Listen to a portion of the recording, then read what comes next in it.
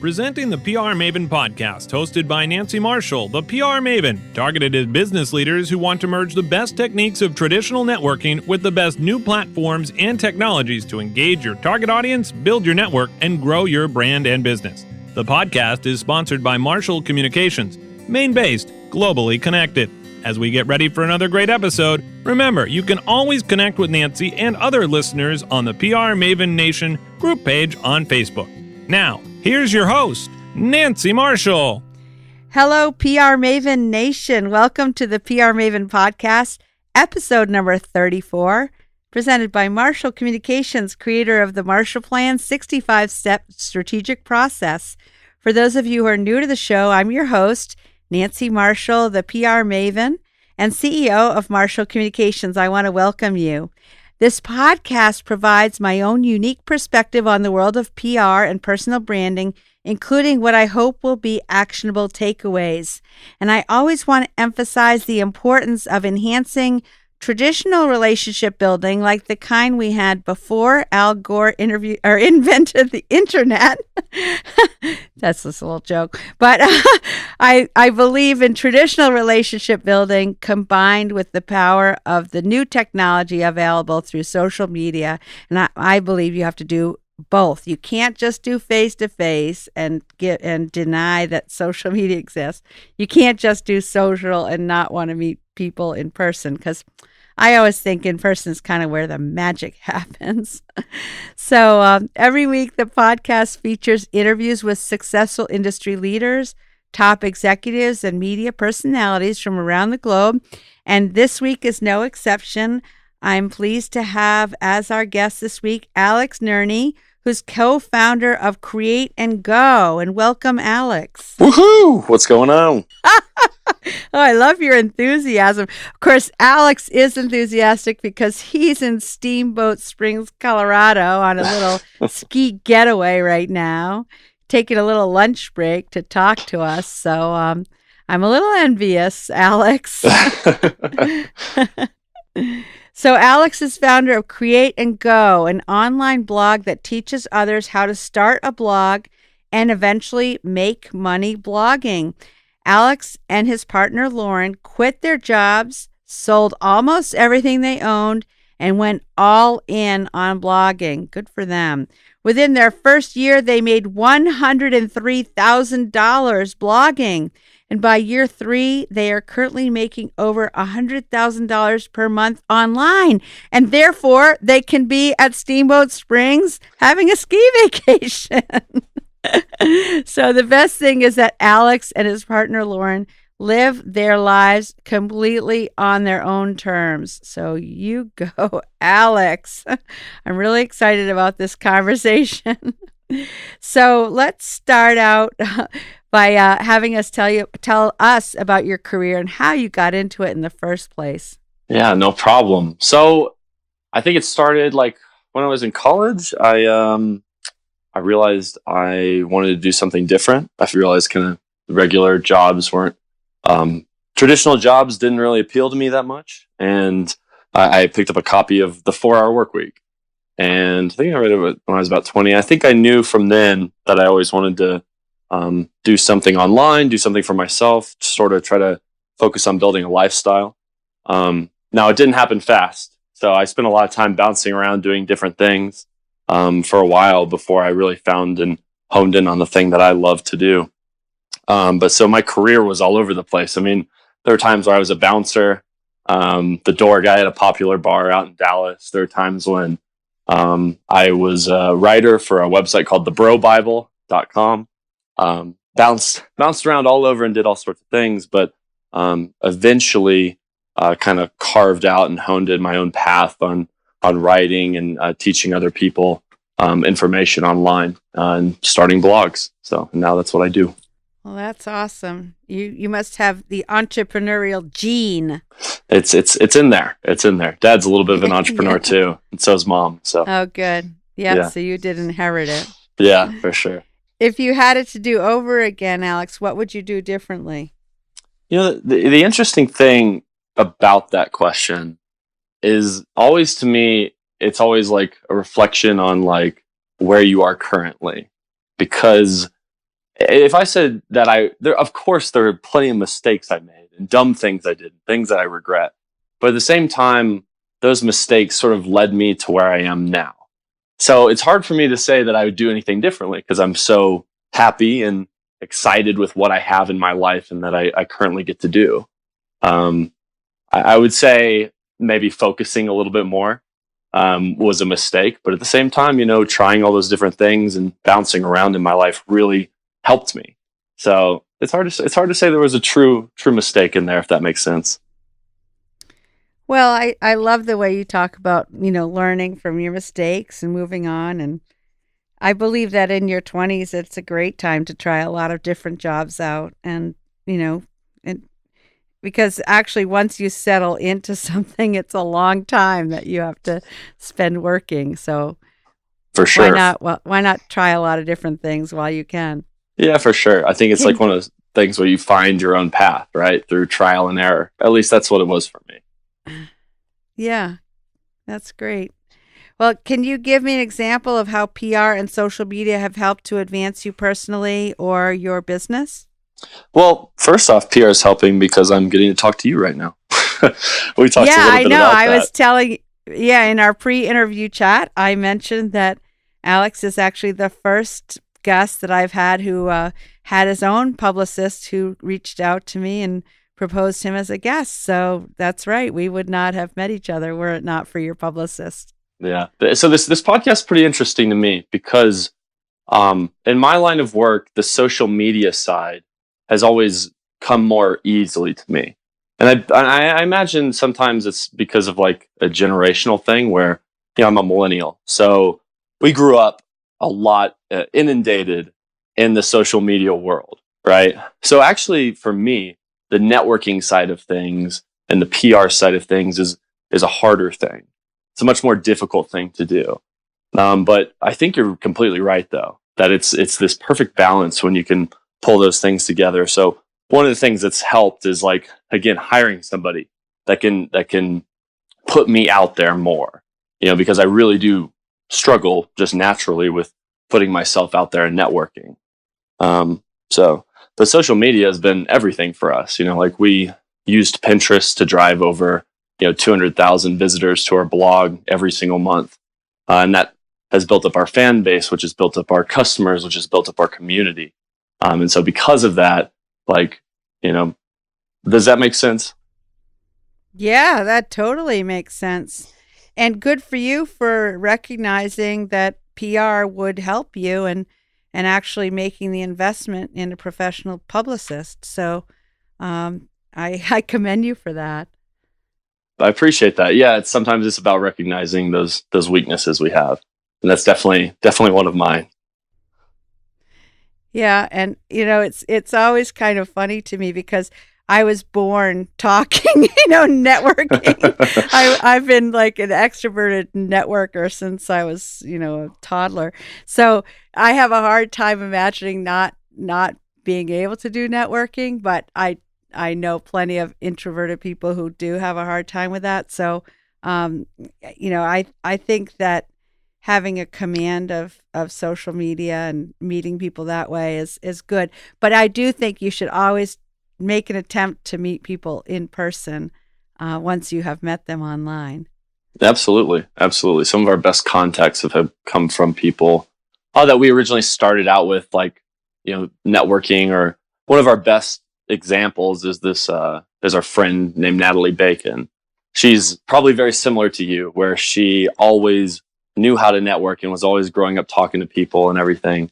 And so she convinced us one night to come out to this event called FinCon and like actually network with some of the bloggers we had met online and stuff. Ended up being such a rewarding experience because it was, just not a path that we had originally chosen.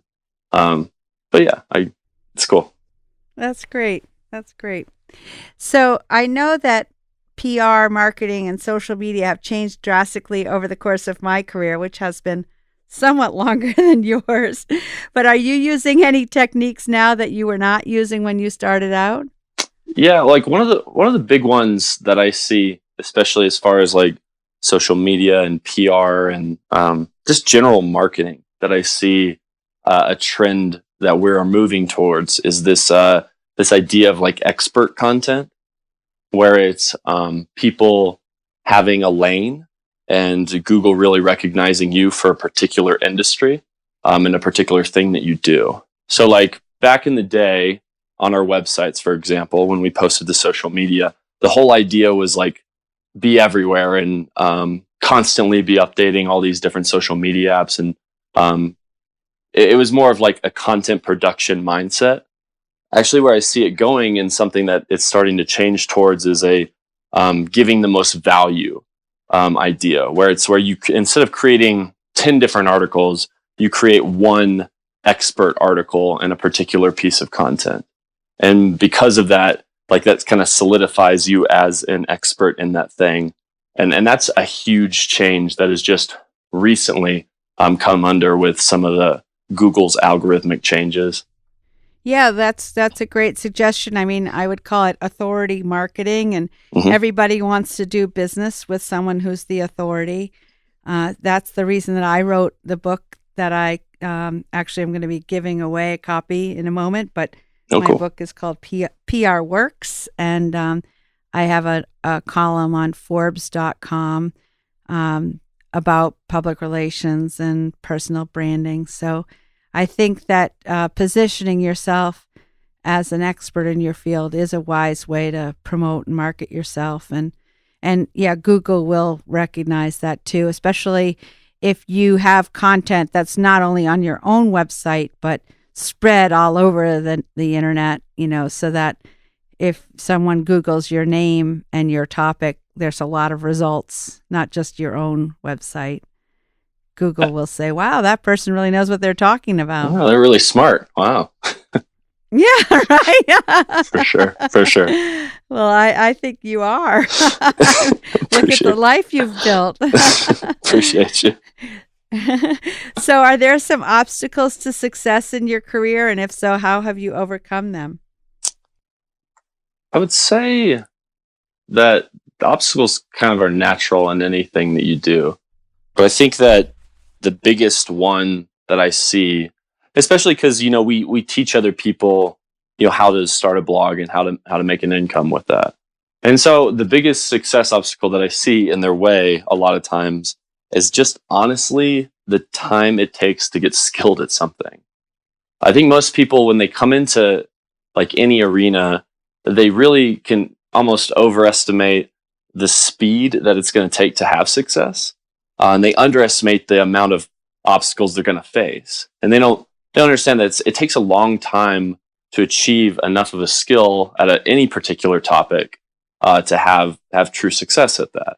So one of the things for me was, you know, I wrote for a long time. You know, I was writing for the Bro Bible, as I said. I did internet marketing for myself as a personal trainer. There was a lot of times where I was bouncing around and doing different things because I just hadn't had enough time at something to get skilled at it enough for it to work in my favor. And so that was the biggest obstacle, is not understanding and almost that expectation on how much time it's going to take for you to actually get good at something. Maybe it's just a function of my millennial generation wanting everything now. But that's I think that's how most people feel, and a big obstacle that gets in most people's way. Well, and I also think Google recognizes websites that are well established and have had content that's been added consistently over time, right? I mean, for sure. Google, if you start a website today and say you're the authority on something, you know, Google's not going to start sending a ton of traffic there tomorrow. For sure. I always say Google is like Santa Claus, and he knows if you've been good or bad, naughty or nice. I like that. I am going to use that. I have not heard you that have before. my permission. Yeah. I appreciate it. Yeah, because you can't fool Google. I love it. It's so true. It's so true. Like people try to, like before, like getting and optimizing for search was all about like trying to trick it. And it just gets smarter. Exactly. It just outsmarts you at the end of the day. So the secret is to actually become the expert, you know, not to pretend to be the expert, be the expert. Exactly. You know? Right. Yep. Google's going to bring you a lump of coal if you try to fool them. In the form of 0 visitors. Exactly, right. Yeah. That does happen. For sure. So we're going to take a little break here. We're going to continue in a moment with more from Alex. But first, it's time for our book giveaway for my book, PR Works, and one of our famous things to do today pads. And if you want to enter, go to prmaven.com/giveaway, and you could be our next winner. So we'll be back in just a moment after a word from Marshall Communications. Hey, PR Maven Nation, Greg here from Marshall Communications. I want to talk about your marketing strategy. Some days, do you feel like you're a hamster running in a wheel? Perhaps you're running the same ad in the same publication because that's the way you've always done it.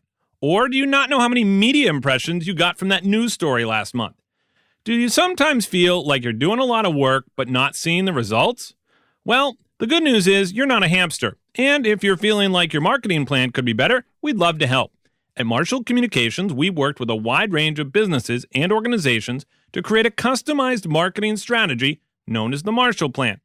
During a period of 3 months, we meet with you and your top stakeholders to learn about your world, what keeps you up at night, and best of all, the ways we can work together to combine your knowledge and our marketing and public relations experience to avoid the feeling of spinning in a wheel and create a 3-year marketing plan that provides you with a vision for success. The Marshall Plan is a fully customized document using our 65 proprietary steps and leads to a playbook for your success. And trust me, it feels so much better than running around in a wheel. Now's a great time for you to grow your business, increase your profits, and most importantly, measure your results. If you think your business or organization would be a candidate for a Marshall Plan, you can take our Marshall Plan quiz to find out. Visit marshallpr.com/quiz. And if you'd like to schedule a free consultation about a Marshall Plan, visit marshallpr.com/consult or call us at 207-623-4177. Be sure to mention the code PODCAST for your free gift. Okay, welcome back. And today we're talking with Alex Nerney, who's co-founder of Create and Go. And I want to dive back in with a few more questions. So, Alex, how do you measure success in your PR, social media, and marketing for Create and Go? So one of the big things is that I try not to focus on the wrong KPI. It's the key performance indicator. I think that people can kind of mistake that at times, and so I really measure it. I try to keep that really simple.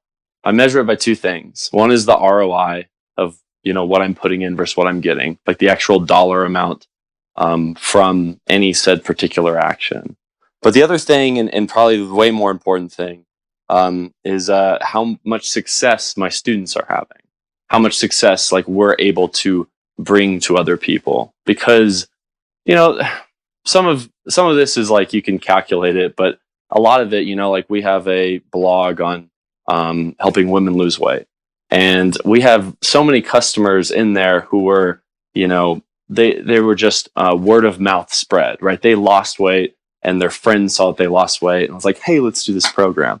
So it's hard to measure everything, right? But what I really focus on is how many bloggers are we having actually succeed, and how many people, in our weight loss programs and the other blogs that we run, how many people are actually having success? That's the main thing to me that matters the most. Well, along those lines, most successful people do have a network of fans and followers, either online or in person or both. And have you built a network of fans and followers either consciously or unconsciously? And how has that happened? Yeah, we really have. And it happened just from the focus of where our blogs were. So the mistake that I made at the beginning was whenever I started blogging and doing this thing is we would talk about ourselves. Not that you shouldn't talk about yourself, but we were mainly focused on what we wanted. When we shifted that focus into how do we help others? How do we help other people succeed?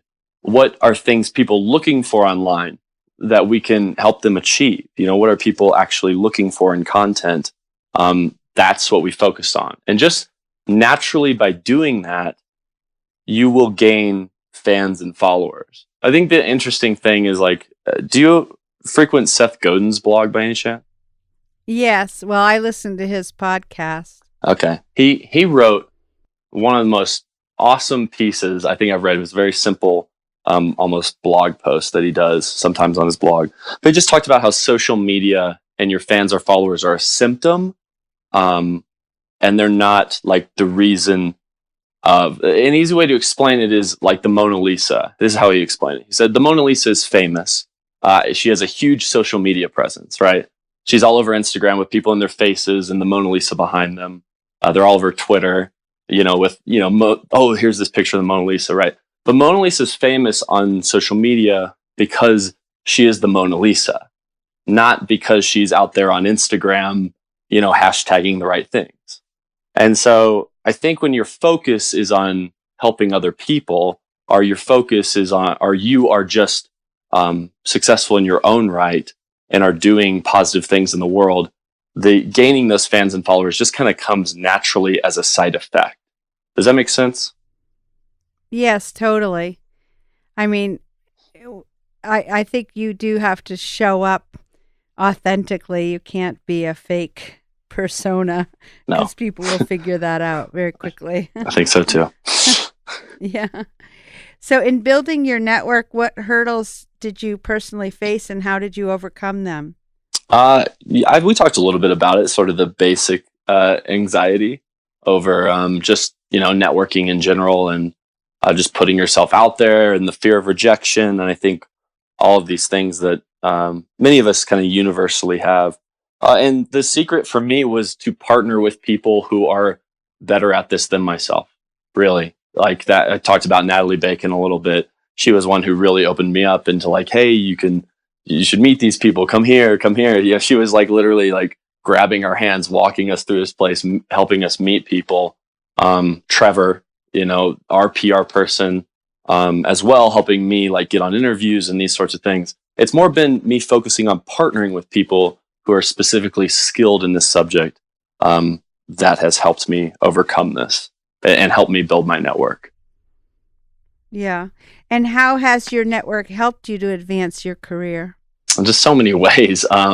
Natalie, actually, the person who is networking, the person who brought us that networking event and was helping us out, Natalie ended up becoming one of our first 6-figure bloggers. So one of the first students that we took, from at the time, I think she was making about $2-3 grand per month, to making over 10 grand. Now she makes over 20 grand a month from her blog and from her online business. And so having her as a testimonial for our products and what we do, right? Like the networking has really come full circle. Well, that sounds great. And I mean, the fact that you have these success stories to tell with actual dollar amounts, it's pretty powerful. Yeah. And that's, and you know what, like the networking and getting personal and like one-on-one with people is super helpful in their success as well. We've noticed it with, many of the students that I've, taken some time out to help personally, because I see that they're working really hard, or they're taking the right steps forward. They tend to have more success. So. Well, you mentioned Seth Godin already, but is there another resource, such as a book, a website, or an app that you have found to be helpful, and why? One of the things that I found the most helpful for me, and just sourcing information, is YouTube. Honestly, the amount of content on there and the amount of people who are just doing cool things, and there's just some really special channels on there right now that are doing some cool things. Like you have Pat Flynn's Smart Passive Income YouTube channel that he's really starting to blow up right now. He's really growing it. These things, and seeing their personal, their face and them talking and expressing to the camera, I feel like it's been super helpful. There's a book that I really liked called The Millionaire Fastlane, where it's a super cheesy title and almost a little goofy book, but the content in it is so great, because it just talks about where your hours should be spent, and where you should be investing your time, and what return you're getting for said time. And it talks about like playing to your strengths. We've talked a lot about that on here, on my strength is not running around and doing networking naturally. So I have to work with that and work with other people to help bring that side of me out. Those are the things that I found super helpful. Well, that's really good advice, and we'll check out that YouTube channel and that book, The Millionaire Fastlane. I haven't heard of that one before. It's a good one. It's a goodie. So what would be one piece of advice that you would have for someone who's just starting out in their career? I would say that you don't have to have it all planned out. You just have to try. Like, you have to... I didn't know that one day I'd be a professional blogger.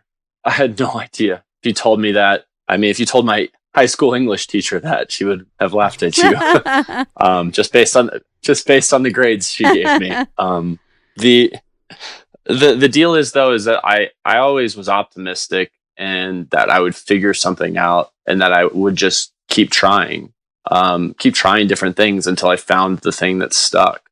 I think people can get, it's a little cliche to tell people to follow their passions, but I would say if you follow the things that you feel naturally skilled at or are having some success in, you can pair that with something that helps the world, and something that the world needs. And if you can do that, finding success in your life won't be as hard as you think.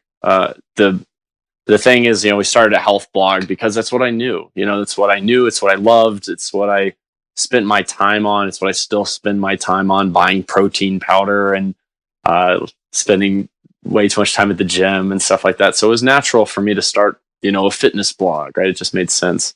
I'd say just try and don't spend too much time in your head, because the more actions you take, the better feedback you'll get. And the more feedback you get, the closer you're going to be able to get to figuring it out. Well, you just said something about spending way too much time at the gym, but I can't imagine. I have a personal trainer myself, and he'd be like, Nancy, you could stand to spend a little more time in the gym and a little less time going around to the bars where I do. Well, that's why we go to the gym. That's where I do some of my best networking.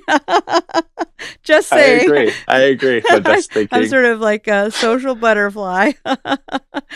Although awesome. You can make good friends at the gym too. I have discovered that. I have a spin class I go to, and I've got a lot of good friends there. And although my spin instructor is always telling me to stop talking, start sweating a little more, Nancy. That poor guy. He's got that social butterfly in there distracting all his clients. I think it's a she. I think she appreciates it. It makes it a little more fun. Spin class can be pretty boring sometimes, Yeah, I'm sure. So, Alex, do you have one parting thought you would like to share with our audience today? Just do. For a long time, at least for me and myself, I would spend too much time thinking, overthinking things. Maybe that's probably why I struggle, a little bit more with the networking stuff. But if you just do and take action, you'll get enough feedback and you'll figure it out. That's what I would say. Yeah, and I also like what you said about finding something that the world needs and serve it up to them. So that's really good advice too. So if you want to make money, that's right. How you do it. Yeah, well, I think a lot of people do. I know that I do. So my final question is, how can PR Maven Nation connect with you? What are some of the best ways that they can get in touch? I think one of the best ways, if you have any personal questions for me, I'm an open book. It's alexnerney3@gmail.com.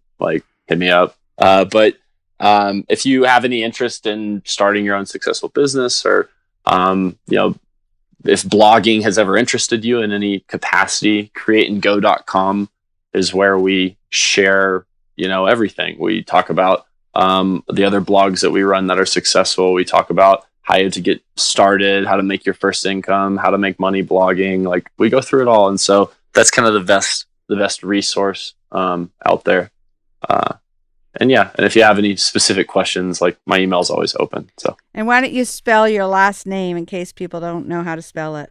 Yeah, I should do that, shouldn't I? That one gets mistyped. It's Alex, and it's Nerney. Okay. 3, like the number. Okay, that's great. Well, thanks, Alex. It's been a lot of fun talking with you. Of course, you're halfway across the country. It would have been a lot more fun if we were sitting here face to face. So the next time you come to Maine, you're going to have to look me up. It's so funny because when we first started chatting and I said I was in Portland, I think you said you thought I was in Portland, Oregon. It's like, no, the other Portland. I mentioned Crater Lake, and she's like, "Oh, what? What are you talking about?" I was like, "There can't be a lake in Maine that I don't know because I'm pretty well versed in our states." Yeah. Well, I feel like we can both commit to next time we do this over a couple beers. That's How about right. That? Yes, we will definitely. Awesome. Or maybe at spin class. Maybe we should do a spin class first. I hate spin, but maybe. Well, thanks, All Alex. Right. And if anybody has any questions for me, you can email me, nancy@prmaven.com. And just want to remind you that this podcast is presented by Marshall Communications, the creator of the 65-step Marshall Plan strategic process. And to learn more about the Marshall Plan, visit marshallpr.com. And we also have our webinar series, and please go to marshallpr.com/webinars to learn more about those. Those are free webinars that we put on. And I just want to thank everyone for tuning in today to the PR Maven podcast. You can subscribe on your favorite podcast player at prmaven.com/podcast. And also, I'm doing daily Alexa flash briefings. So when you wake up in the morning, ask Alexa for the PR Maven podcast flash briefing. And that'll be a great way to wake up with a smile on your face. So remember to keep going out and building those relationships, embracing new technology, and listen to Alex, and you'll learn to blog too, and make a lot of money, and then go skiing. Cheers, Nancy. Thanks, Alex, and have a great week, PR Maven Nation. Thank you for listening to this episode of the PR Maven podcast. For show notes, links, and guest contact information, visit prmaven.com. If you'd like to connect with Nancy and the rest of PR Maven Nation, be sure to find our group on Facebook. We encourage you to subscribe to the podcast and share our content to bring on great guests with more information. Plus, you can also connect with your target audience, build your network, and build your brand.